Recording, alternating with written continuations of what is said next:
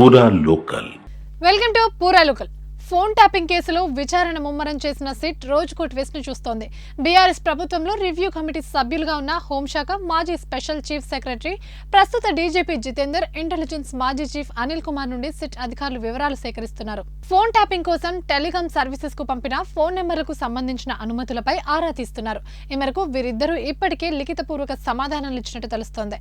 ఈ విషయం Prabhakar Rao statement record జరుగుతున్న క్రమంలో తాజాగా వెలుగులోకి వచ్చింది. సిట్ అధికారులే స్వయంగా వెళ్లి వీరిద్దరి వద్ద వివరాలు సేకరించినట్టు సమాచారం. ప్రధానంగా ప్రభాకర్ రావు టీం సేకరించిన ఫోన్ నెంబర్లను మావోయిస్ట్ సానుభూతి పరుల ఫోన్ నెంబర్లుగా పేర్కొంటూ ట్యాపింగ్ కు అనుమతులివ్వడంపై వారి స్టేట్మెంట్లు తీసుకున్నారు.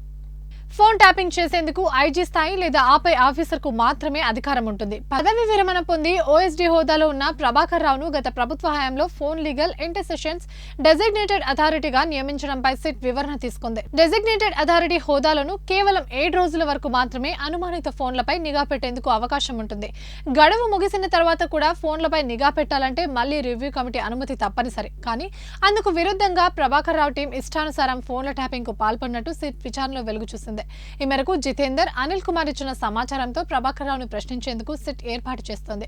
2023లో రివ్యూ కమిటీ ఎన్నిసార్లు జరిగింది, ఎస్ఐబి డేటా డిలీట్ చేసేందుకు ఎలాంటి ఆదేశాలు ఇచ్చారు అనే కోణంలో ఆధారాలు సేకరిస్తున్నారు అధికారులు. ప్రభాకర్ రావు ఇచ్చిన సమాచారంతో పాటు జితేందర్, అనిల్ కుమార్ ఇచ్చిన వివరణ కూడా సిట్ అధికారులు పరిశీలిస్తున్నట్టు సమాచారం.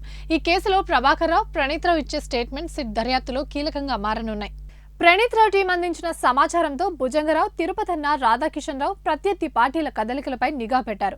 ఎక్కడికక్కడ అడ్డుకొని కోట్ల రూపాయలు సీజ్ చేశారు. ఇదంతా ఫోన్ ట్యాపింగ్ ద్వారానే జరిగినట్టు ఇప్పటికే సిట్ ఆధారాలు సేకరించింది.